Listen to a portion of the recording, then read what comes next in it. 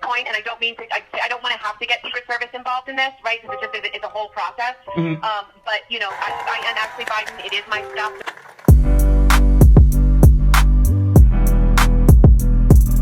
Ashley Biden's diary. Well, first we had Hunter Biden's laptop, and now we have what is possibly even more disturbing than Hunter Biden's laptop and the contents within. See, 2 years ago when this was first unveiled, there was so much controversy, not because anyone denied it. In fact, we had irrefutable evidence that it was Ashley Biden's diary, but the narrative was it was stolen. This is a propaganda campaign. God, I'm surprised we didn't hear it was Russian propaganda. Now, what we know for sure, what we've known for sure for many years, this effectively affirms our suspicions. And well before we even knew about Hunter Biden's laptop, pretty much everyone, including the Democrats, knew, just like when Miss McCain talked about everyone knew Epstein, just nobody said anything about it. Everyone knew about Joe Biden's behavior towards children. We'll watch a clip here in just a second, as a matter of fact, that exhibits just that. Him touching and groping and kissing and whispering in the ear of children. These aren't even his children, mind you, which is, they're both just as disturbing as the other. But you guys remember, I mean, these clips coming out 15 years ago of him sniffing kids. This is the, you know, Sniffin' Joe, whatever the nickname may be. This is not a new thing. And so Ashley Biden's diary coming out, and what was in that diary, there is a special place in hell for someone who does the things that he definitively, for sure, without question, did to his daughter. Now, what we know about him, what we know about Hillary, let's not even get into the Clinton Foundation. Let's not get into Epstein and Bill Clinton. Let's not get into Obama and a dead person at his house and so much more. The depravity, Harvey Weinstein, the depravity of the Democrat Party and the establishment in general is just, you can't verbalize how deep it goes. Here's the thing. The only thing we can do is expose it so that more people see it, so that he doesn't get another chance to continue to destroy our country. So here's that clip that I was talking about. Our esteemed president doing things that you could never do or would never do in your wildest dreams. But people watch. I'm telling you, I'm asking a question and then telling you my opinion. If someone did this to my child, I don't care if we're in the Oval Office, you're going to get your ass kicked because there's no gray area. It's insane. So here's the clip. You have a beautiful sister, so keep the boys away from your sister. That's the job. Keep going. You're standing right next to me. Here, you two come here. Here we go. So you got it? Okay. And the people in the back, you can spread out a little bit, like that gentleman.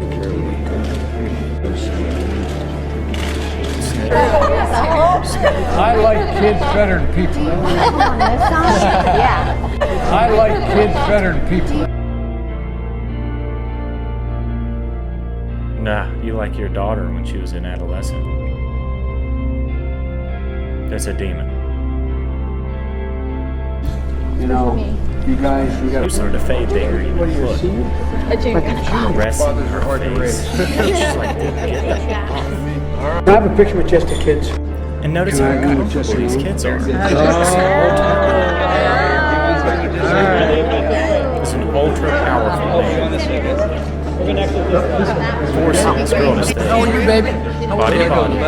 Oh, you are old. Hey, baby, how are you? How old are you? 17? Hey, baby, how are you? This is Nikki. What's your Nikki? How old are you? Do you remember what I told you? No, not smile. Remember, no dates till you're 30 years old. Can you guys stand next to me? Yes. All right. Domestic, that you will bear true faith and allegiance to the same, and that you take this obligation freely without any mental reservation or purpose of evasion, and that you will well and faithfully discharge the duties of the office upon which you're about to enter to help you God. Any way you want. Hey, are you bored yet? Isn't it kind of boring? You say good hi. Isn't it kind of boring? She said, this is boring stuff, Mom.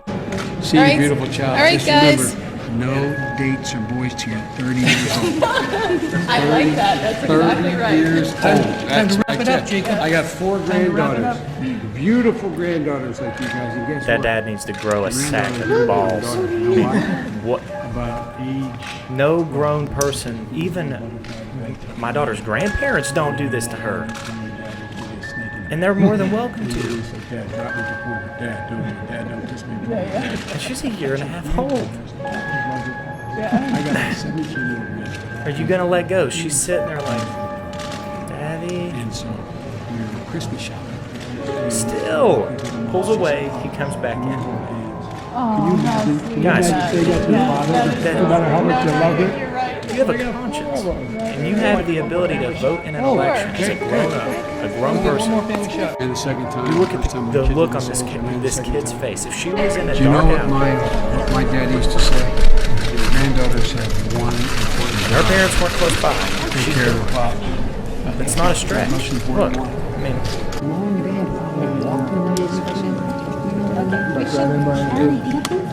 Don't tell me what they have to do. Okay, guys, more family quick. Come on in. You have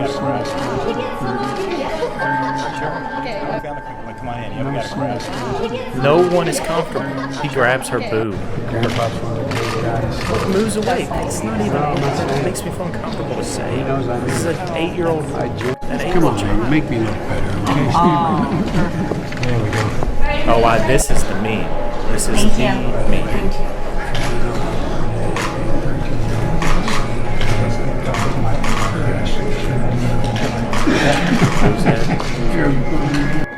And by the way, you know, I sit on the stand, Get off. and it get hot. I got hairy legs that turn that turn not a compilation without blonde in the sun.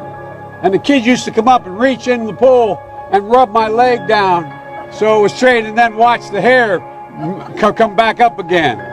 They'd look at it. So I learned about roaches. I learned about kids jumping on my lap, and I've loved kids jumping on my lap. And I've loved kids jumping on my lap. See, what we have here is a predator. We have a super predator, as Hillary calls what she was calling immigrants before Trump got elected, and then that is super racist. You can't call them predators, you can't call them animals, even though they're trafficking children. How unbelievably, I hate to use the word ironic, how unbelievably ironic and disturbing this whole situation is with Ashley Biden's diary. I'm not trying to get too far off of the beaten path here with the diary, but what coincidence it must be, and it is, for the rampant child trafficking going on at the border. Former director of ICE, Tom Homan, in front of the House said, "We know there is unmitigated, rampant child trafficking going on at the border, including human trafficking. We're picking up children's bodies who were trafficked on the side of the road. This is happening every day, not just once a day, countless times a day." He's saying this in front of the House, the president. And Mayorkas knows all of this. The web is so vast in all of this. And we've known about Epstein. We've known about elite pedophilia and child trafficking. And all of this was all behind the scenes in a conspiracy theory. Just like Hunter Biden's laptop, just like Ashley Biden's diary.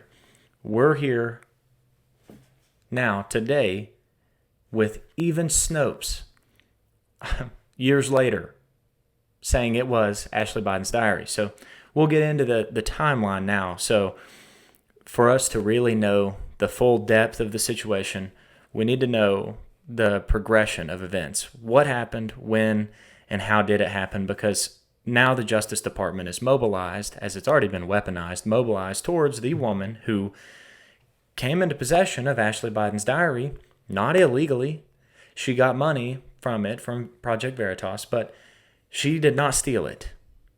How funny it is that they frame this like she stole the diary when she found it at a halfway house. So, first, get back to it. And I'm going to link this. I can't say it enough. I mention him a ton, MJ Truth Ultra. he always makes very in-depth posts, which are tremendous because he did a full timeline. This was last month. So I'll post that in the video here. I've got this up on my iPad here. We'll have this in here. So Chapter 1, Project Veritas gets a tip. James O'Keefe. A voicemail, and this was back when he was still there. A voicemail was left on the Project Veritas tip line on September 3rd, 2020. Next, this is the quote. A new renter moved in and Ashley Biden was staying in this room. They found her diary, clothes, luggage, pills. The ... The diary is pretty crazy. I think it's worth taking a look at. The diary was then provided to Project Veritas. Chapter 2. I am Ashley Biden. It is my stuff. This is where things escalate quickly. This is a quotation from Ashley. I heard you have a few of my belongings. If you could please meet my friend Eric, who is down in Delray, if you could meet him and get the stuff to him. I don't want to have to get Secret Service involved. As you heard at the very beginning in the intro, this is her, the cudgel. You know, I am a Biden. The big guy's got my back and Secret Service will take you out. I am Ashley Biden. It is my stuff. October 16th, 2020. Things are heating up. Project Veritas emailed Joe Biden's campaign for comment. October 23rd, a week later, 2020. Then Chief Legal Officer followed up. Legal Officer. So here comes the lawfare. October 29th, 2020, another week later, Ashley Biden's attorney, Roberta Kaplan, responded and said, we should send to SDNY. Now, we're going to take a step away from the timeline for a moment. I haven't seen anybody else mention this, so I take an immense amount of pride in pointing this very little known fact out. Who is Roberta Kaplan, a.k.a. Robbie Kaplan? It is a woman. Not going to judge, but Roberta Kaplan. Robbie Kaplan. The lesbian lawyer who won a verdict against Donald Trump. Guess who? Guess how the irony here is so insane. It's just hard to even express how insane this is. So, Roberta Kaplan, the lawyer who represented Jean Carroll in her sexual abuse and defamation lawsuits against Donald Trump, is a lesbian who's a longtime champion of LGBTQ+ and women's rights, most notably as the attorney who brought down the main part of the Defense of Marriage Act. So she ushered in the ability to get married as a homosexual couple. She was a large factor and a key player in getting that legislation passed. A jury in federal court in New York City reached a verdict in May in Carroll's sexual abuse suit, which stemmed from an incident in the mid-1990s, allegedly. They didn't put that in there. Carroll, a journalist, said that Trump raped her in the Bergdorf Goodman department store in Manhattan, and that he defamed her by saying she was lying about it. Jury found that Carroll did not prove he raped her, but she did prove he sexually abused and defamed her. Jurors ordered Trump to pay her $5 million. Trump has denied the allegation, yada, yada, yada. This is an older article, as you know, because since then, Jean Carroll has, she made a lot more money than that. Mind you, this is the woman who said, grape is sexy. And Anderson Cooper's like, dude, we got to cut the commercial. This woman's a lunatic. So, this is who's representing Ashley Biden. So, the woman who's supposed to be an LGBTQ activist and pushing for the rights of people to protect people's individual liberties and freedom is the very same judge that is obscuring or tried to obscure evidence and has prosecuted the woman who just happened to find the diary of Ashley Biden. The swamp, man, it's just so deep. But it's fun exposing it so long as we can make a change. This election is a very, very important one. So Roberta Kaplan, I was really, really interested, and I didn't find any connections. Hopefully you guys do. I couldn't find any connections between Robbie Kaplan, and Kaplan, Judge Kaplan, which ironically, too, is the same who ruled. Wait a second. We'll figure this out. I'll make a post later about it. But if I'm not mistaken, Kaplan was Lewis Kaplan was the one who upheld the verdict in the Jean Carroll case. But how ridiculously ironic is that? It's all ironic. Is that the judge who ruled in favor of 𝐁𝐢𝐝 in the following defamation case, where Trump was ordered to pay $85 million, give or take, 𝐁𝐢𝐝 has been represented by Roberta Kaplan, the attorney, who was also the attorney representing Ashley Biden now, who sent an innocent woman who found Ashley Biden's diary and met in pills and all the rest to a month in prison. We'll get to that in a minute. So the timeline continues. SDNY opened an investigation into Project Veritas the same day. November 8th, 2020, Project Veritas returns all of Ashley Biden's abandoned items to Florida local law enforcement. Chapter 3, all hell breaks loose. November 4th and November 6th, 2020, pre-dawn raids take place on 3 Project Veritas journals. Incidentally, New York Times national security reporter Michael S. Schmidt contacts Project Veritas journalists immediately following the raids. 47 electronic devices were seized, cell phones and thumb drives. No one from Project Veritas was arrested or charged with any crime. Chapter 4, the abuse of power. The SDNY was spying on Project Veritas journalists well before the FBI raids. This is no surprise. Using secret subpoenas, the SDNY was reading Project Veritas emails and deliberately hid that fact from a judge who barred the government from viewing Veritas' documents. It's just all so coincidental, isn't it? There's nothing, none of this is intentional. It's all just law and order, right? There's nothing fishy. So now we're at the point where even Snopes, and if you don't know the history of Snopes, if we are going to talk about bull crap, state-run, manufactured narrative, propaganda machine affirming, again, bull crap company. If you don't know about them, we can dig into that another time, but Snopes was created by scumbags who, again, as we know with all these fact checkers, they do the bidding of the national security state, of the swamp, of the Jesuit order, so to speak. It's all ridiculous. So even Snopes is confirming it now. And if that isn't just some sweet irony as well, I mean, it all just continues to wrap back around together, just like Hunter Biden's laptop. They claimed it was unverified. In fact, in the Hunter Biden laptop, they claimed that it was Russian propaganda, it was fake, and this and that, and then it was stolen. The computer store owner, computer repair store owner, I mean, he thought he was going to have to flee the country. He basically said his final goodbyes to his family because he thought he was dead. And if I'm not mistaken, he was a Democrat, lifelong Democrat. Then that happened. I mean, I've got a really important person's son's laptop. He left here. He was cracked out of his mind.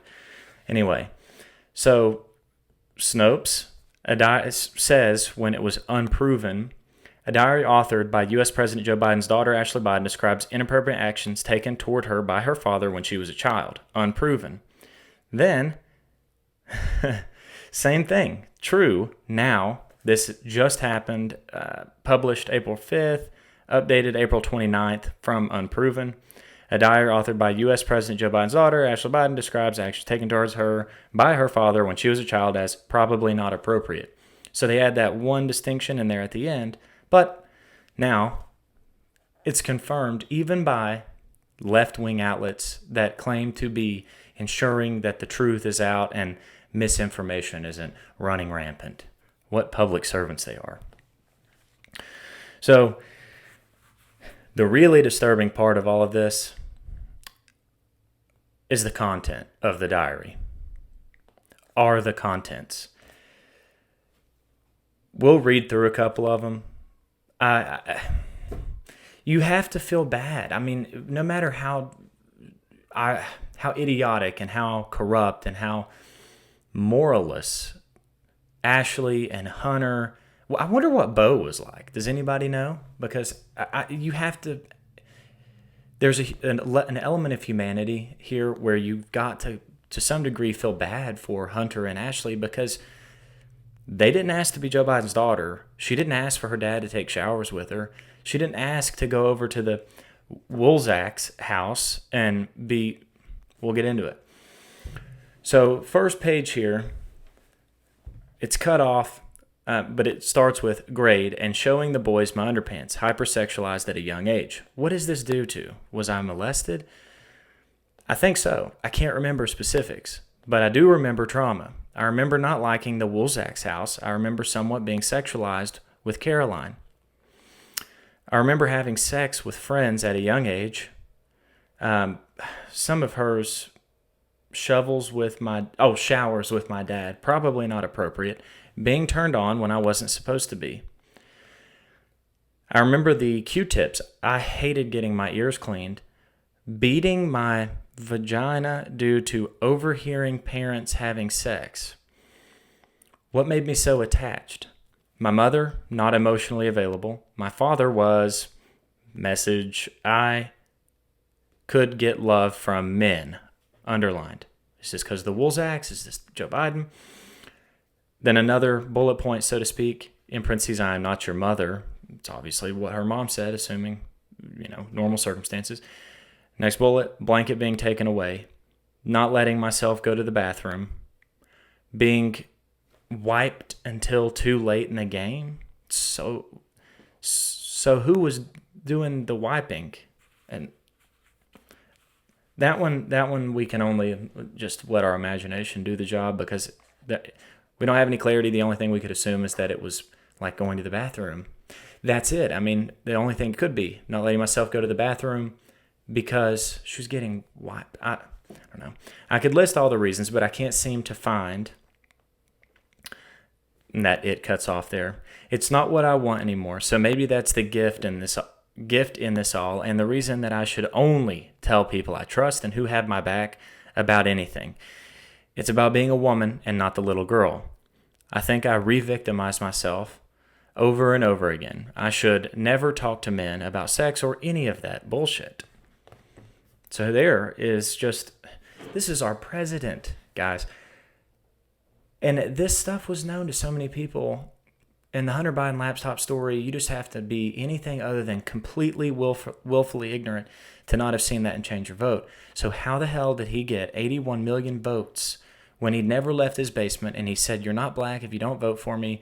And he said, poor kids are just as talented and bright, as white kids. And then his racist track record, the crime bill in the 90s.